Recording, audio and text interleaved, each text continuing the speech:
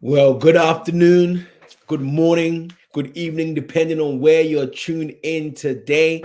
I just want to wish everyone a happy new year. This is the first time we're going live inside our private Facebook group and YouTube channel. So I just want you all just to share this, link with a friend or a family member because we're about to dive into an absolutely incredible session today. I hope everyone is doing well. Just drop in the chat box where exactly you're tuned in from today. Let me see in the chat box exactly where you're tuned in from today. Let's see. And if you're watching this on the replay, just write in the group where you're tuning in from today. We'd love to go back and just see. Massive shout out to all those who are tuned in. This is going to be an exciting session that we have. Just press share. Make sure that you're sharing this as we dive in to what we're going to be talking about today. I'm super excited. Happy New Year to everyone. We're in the year 2022. January has been going. We're now on the 17th day for those who are watching it live. We're still super excited and super pumped up for what it is that we want to be able to achieve this year. Now, regardless of how you're feeling about the year, your year will only end the way you want it to, not by your feelings, but by your habits, the things that you do on a day-to-day basis.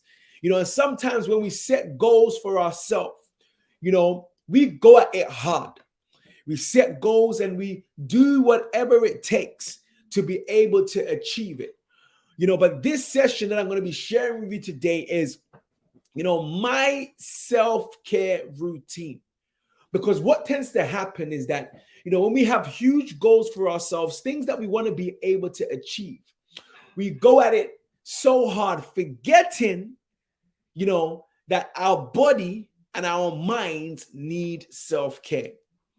We're sometimes too busy taking care of our family, taking care of our friends, taking care of our businesses, worrying about other people, that we forget the very thing that is super important, which is ourselves.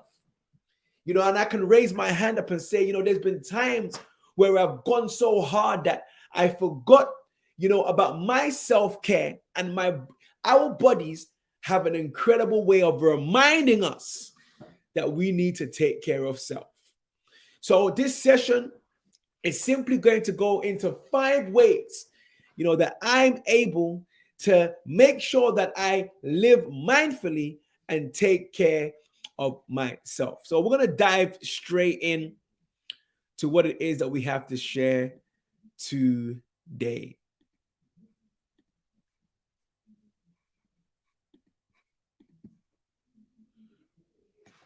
Okay, like I said, it's called Michael's self-care routine. 5 things I do to help me live mindfully and look after myself. Guys, if you're ready, just drop a number 5 in the chat box. If you're ready for us to go, just drop a number 5. Those of you on YouTube, I see the 5s coming in. If you're on Facebook, just drop a number 5. See that we're ready to kick off. All right, let's go, guys. Now, we have to understand that wealth can mean in, monetary, it could be health, but whatever it is that you want to define wealth as, it's largely the result of habits. Things that you do on a continuous basis. Habit is something that you almost do subconsciously, that you don't even have to think about doing it anymore. It just becomes part of your routine. And that's where what wealth is a result of. It's not a result of what you do one-off, but what you do continuously. The key word there is consistently. So much so that it becomes a habit. And this is what I want you to leave with today. You want to make your self-care a habit. One day I got asked the question is that, Michael, why is it, that I always put other people first at a detriment to my own health, at a detriment to my own happiness? I would rather ensure that other people are happy, even though it may not make me happy. And, this is not a habit that is healthy, because we've been taught from infancy, that sharing is caring. My 3-year-old son, I heard him say it, probably they talk about school. He's like, sharing is caring. When he asks his little sister for a toy and she doesn't give it, because Daddy, sharing is caring. But sharing is not caring when it's the other way around, Joel. But we've been taught that we have to, give our toys to other people. We have to make other people happy, so much so that we grow up with that same mentality. Now, I've been taught that you cannot, and I had to find this out in a hard way, cannot pour from an empty cup. You cannot. If you always give of yourself for your goals, give of yourself for your family without filling up that well, there will come a time when the well will run dry. There will come a time when you will just burn out. There will come a time when you will not be as productive as you want to be. This is why when, we're about to take off in an airplane, the air hostess comes out and she says that in case of emergency, if the oxygen levels drop, it is important that you put on your mask first. Put on your mask first before you help anybody else. Because you would be of no use to anyone else if you suddenly pass out due to lack of oxygen. But once you've been able to secure yourself, then you can help others. And this is why self-care is important and why you have to ensure that you prioritize it so much that it becomes a habit that you put you first. That's not a selfish thing. Some of us subconsciously, we believe that it is selfish to put ourselves first. But it's actually the most unselfish thing to do, to put yourself first and to love yourself. So let's dive straight into it. What is my 5 self-care routine? The first is gratitude. Write this down. The first is gratitude. Having an attitude of gratitude for me is part of my top 5 self-care routine. And why is that? There's a quote that says, acknowledging the good that you already have in your life is the foundation of all abundance. Gratitude is so important. And every single day when I wake up, I make sure that I write in my gratitude journal. In fact, I have a few gratitude journals. This is one of them. I have another one here. What I do is I wake up and I write down 5 things that I'm grateful for, either of the day right there or the previous day. 5 things that I'm grateful for. It could be I'm grateful for the food that I eat, the family that I have. It could be in relation to my business. It could be in relation to, what it is that I have, my feelings, relationships. I make sure that I write down at least 5 things that I have right now that I'm grateful for. And then I write a further 5 things that I want, but I don't yet have.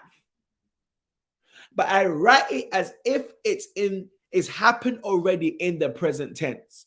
For example, let's just say that, I want to be able to, drink 5 liters of water or 3 liters of water a day.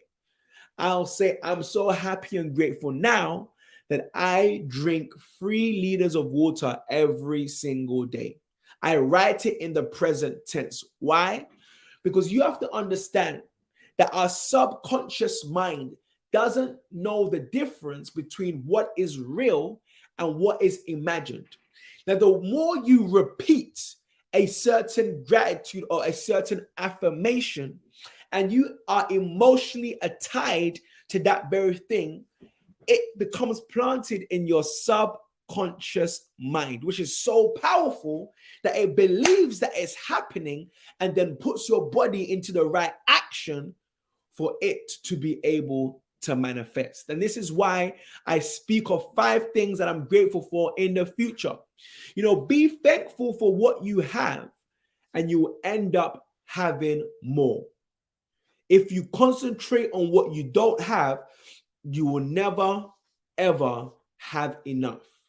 They say gratitude turns what you have into enough. You look at what you have because you have to understand that it's all about perspective. Some may see this glass as half full.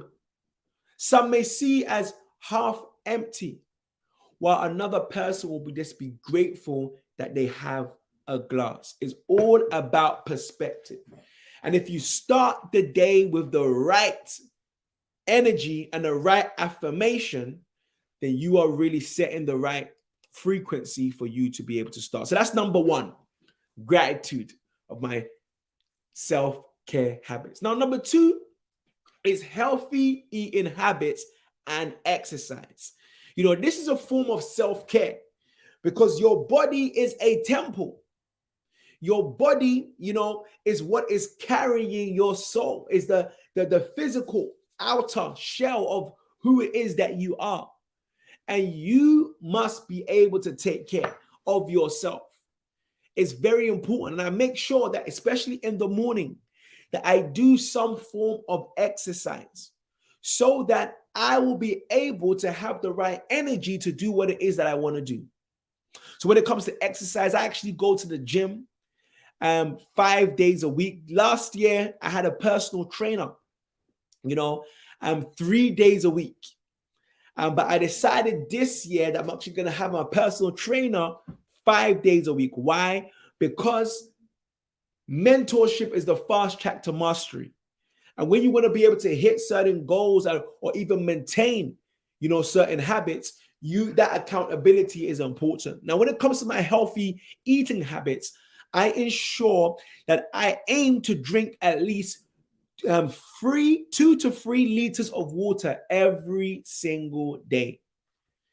You have to understand that when you are thirsty, that is not an indication, that now I have to drink water. When you are thirsty, that is your body telling you that you are dehydrated. So I make sure that I'm constantly drinking water so that I do not get to the point where I am thirsty. I constantly keep my body hydrated.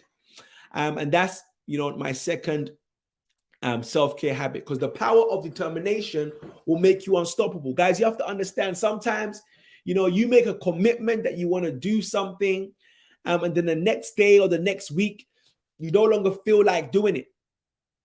But commitment is doing what you said you're going to do long before the feeling that you said it in has left.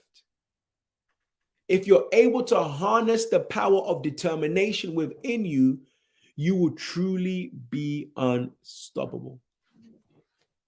Like I said, the reason why I've moved my personal training from 3 days a week to 5 days a week is because I truly, honestly believe that mentorship is the fast track to mastery. Now, what is number 3? Number 3 is therapy. Therapy. This is part of my self-care routine. Now, for me, growing up, I always had a stigma about therapy. Therapy is for individuals who are maybe battling with an addiction, maybe has gone through a huge trauma in their life, in their childhood, that is affecting them in their adulthood. It's for people who maybe are having some mental, mental disorders, or some strain mentally, I had this image of who therapy was for. And I concluded that therapy wasn't for me. Until around, 2020, late 2020, I got into a situation, that really put me into a very dark place. A very, very dark place where I was separated from my family for a period of time. Now, when I was reunited with my family, many individuals said, Michael, what you have been through, you are going to need therapy. You want to be able to speak to somebody, because if not, this thing will eat at you. And I straight away rejected it. I straight away said, therapy is not for me. I've been there for so many people. People come and tell me my problems, their problems. I keep my problems to myself because nobody really cares about my problem, but I care about everyone else's. But that was such an unhealthy attitude. Now, during that time when I was really, going through that dark moment, I decided, what? Because of the pressure of family and friends, I'm going to just do therapy and just see how it goes. And I started to do therapy, and to be honest, it was very uncomfortable. Very uncomfortable. Why? Because I'm used to, not really talking about myself. I'm used to, if somebody asks me, Michael, how are you doing? Oh, I'm good. How are you doing? Simply shifting it back to them, and just let them unpour. Because, if I let them unpour themselves, they feel good and I'm able to take it upon my shoulders. A very unhealthy, attitude. So when we're having these therapy sessions and it was one way, it was very uncomfortable, but I soon began to embrace it, really speaking. And it, to be honest with you, it started to feel good, because I realized that I wasn't really speaking to anyone about my problems. Even though I'm married, I have a wife. For me, I am the man of the house. I am the one who should be, carrying my family, making sure my wife is okay. Because if I was to share, some nervousness about our finances or about our businesses or about anything else, being the man of the house, it will send a, nervousness throughout the house. I kind of felt like a pilot. Just imagine that you're on a plane and the pilot says to you, you know what? I'm just thinking about it. When you're in I go on a plane and there's turbulence. I always look at the air hostess, because they've always been on this plane, right? So if there's turbulence and they're cool, they're talking, they're happy, I know that this is just something that happens all the time. And I'm relaxed. But if I go through turbulence and I see the air hostess like nervous, I'm going to get a bit nervous. Now, just imagine the pilot says, you know what, guys? I'm afraid right now. Hey! Everybody will be calling their God. Why? Because the person driving the ship, the captain of the ship, the pilot of the plane, is nervous, is afraid. And that's how I felt in my family, that I'm the pilot. As long as I'm confident, everyone is going to be okay, which again was an unhealthy mindset. Even though my wife would always encourage me to be open to her, and I say, yes, I will. This was my mindset, which caused me to really pile a lot of other people. Literally, the weight of the world was on my shoulders.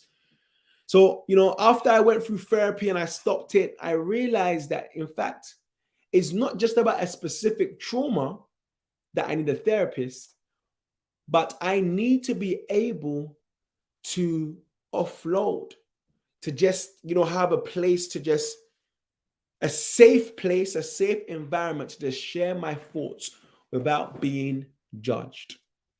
So in fact, I started therapy and I stopped, but I decided to make it a habit when I realized the power of therapy. Now, those of you who are in the USA, I know that therapy is more kind of culturally, a thing. I'm just going to see my therapist. And if you don't have a therapist, you're like, oh, why you don't have a therapist? But over here in the UK and other parts of the world, especially in the African culture and certain different other cultures, this self-care routine is not widely accepted or widely, thought of everyone should do. But this is something that I do, and it's been so beneficial to me. It's been a way to teach me how to unpour, where I can now start practicing and be more open to especially those around me. So that's number 3, therapy. Number 4 or 5 of my self-care routine is personal development. Personal development. And this is so key. So many of us will spend thousands, on clothes, holidays, on so many things, but will neglect the very vehicle that can help you to achieve whatever it is that you want, which is your mind.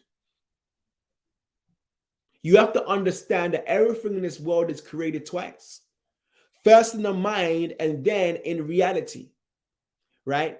So if you take care of your mind, if you develop yourself, if you come to the place where you're growing every single day, you will realize, that things that you want, the habits that you want to develop come at ease. The best project you will ever work on is you. And this ties into, the exercise and healthy eating, where you're working on your body. Personal development is where you're working on your mind. You are the best project you will ever work on. So many of us, are looking for our king or queen in a relationship. But the question is, are you the king that deserves the queen? Or are you the queen that deserves the king? We're always looking for that perfect job. The job must have this or that. But the question is, are you the perfect candidate?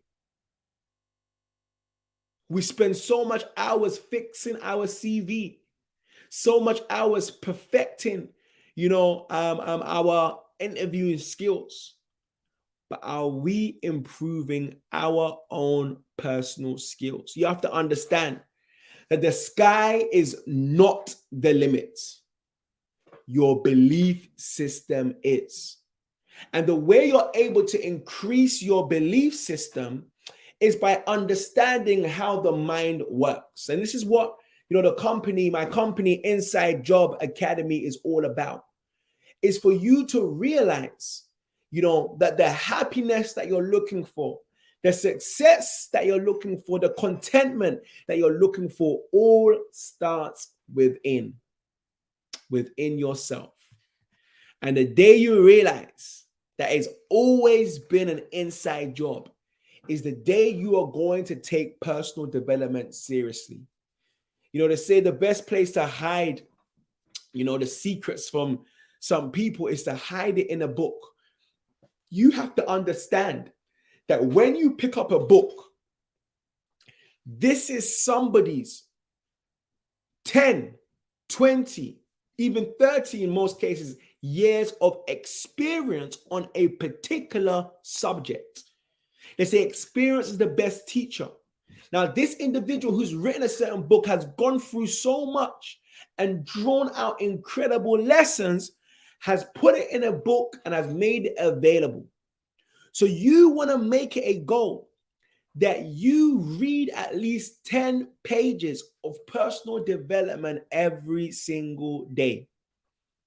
You listen to the right audios every single day. Make it a goal that the same way you eat to be able to nourish your body,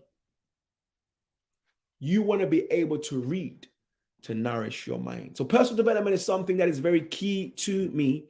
And something that I do on a daily basis. Now, number 5, we've come nearly to the end of this live. Number 5 is a day of rest. Now, this is so important that you have a day of rest. You notice that I say I go to the gym 5 days a week. Some may say, oh, if you want to go off your goals, you have to go 7 days a week. No days off. I used to be one of those ones that go no days off, grind. No pain, no gain. Keep on going. But that was, again, an unhealthy habit. That was not a routine that was conducive to my self-care. I have set aside a day where I don't do any work. During the week, I really am working hard. And obviously the kids go to school. When they come, we spend a little bit of time with them, but, you get them to bed.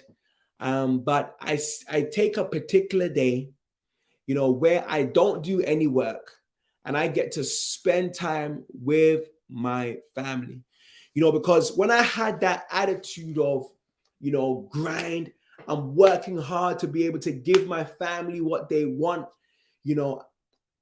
I came to quickly realize that the more I was away from my family, and more importantly, I wasn't present. I was present, but not present.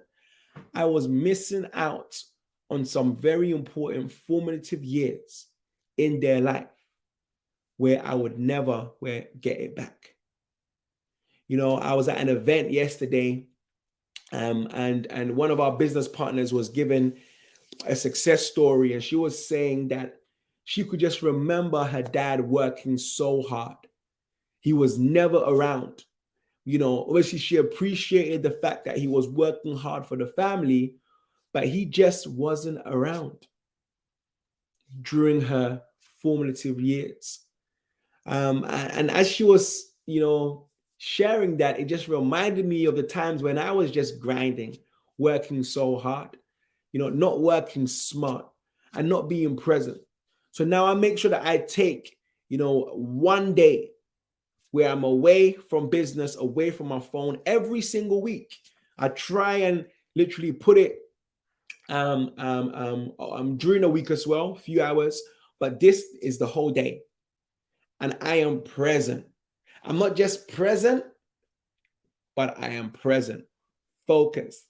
My daughter, when I'm speaking to her and she can see that I'm not listening, she goes, Daddy, you're not listening to me. I'm like, I'm here. Because no. She wants me to look in her face. Like if I'm saying I'm listening and doing something, that is not good enough for her. She wants me to look in her face and she wants me to be present. And this is why I've set this day apart. This day for me is the Saturday. The Saturday is where I just put away everything that I do. I spend time spiritually, with God. And I also spend time with my family. And I am present there, which is so, so important. Because, in previous calls, I spoke about the conscious mind and a subconscious mind. And a conscious mind is where you are able to create ideas. You can create ideas, you can accept or reject information, but your subconscious mind doesn't have the ability to reject. Whatever is implanted in a subconscious mind, it just accepts. And it cannot differentiate between what is real and what is imagined. Now, babies and small children do not have a fully formed conscious mind. They don't have the ability to be able to accept or reject information. So whatever you speak into a child constantly, they become emotionally attached to that thing that you've said. It straight away implants in their subconscious mind and they just act it out. They just accept it. This is why it's so important to be careful, the habits you are, forming within your children's life. You be careful of the words you say. So, like, for example, when my older son Nathan goes to school and he says, Daddy, I can't do it. I say, son, you can do all things. You are great. You are powerful. You are a genius. I give him that information that you are a genius. His genius is not based upon his current results, whether he can do his 12 times table at the age of 5. That's not where his genius lies. He already has genius within him. The question is, does he believe it? Now, he doesn't have the power to consciously, accept that or create that idea. So I have to implant it in him. I have to let him speak his gratitude that I am great. I am a leader, and this is why if you want to teach kids any instruments, it's best to teach them at a young age because they have the ability. They say that, some scientists say that children have the ability to learn up to 5 languages at that age. So with this information, it's so important that if I can, create habits for them rather than grinding and thinking that material things, private school is going to, be the be all and end all. I would rather ensure that I spend time with them because they're going to forget the toys. My son Joel loves dinosaur, even so that when we say everyone should pray, his prayer is, thank you for my dinosaurs. We're always laughing. It's always dinosaurs. He's going to forget that he used to love dinosaurs. But what he won't forget is how he felt when his dad was around. And that's why, last but not the least, is my self-care is a day of rest.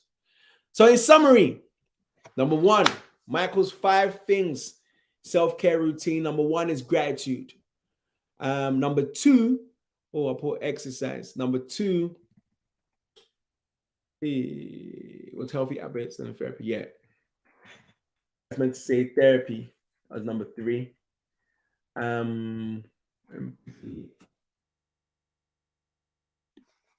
Edit that. Yeah. Number 3 is therapy.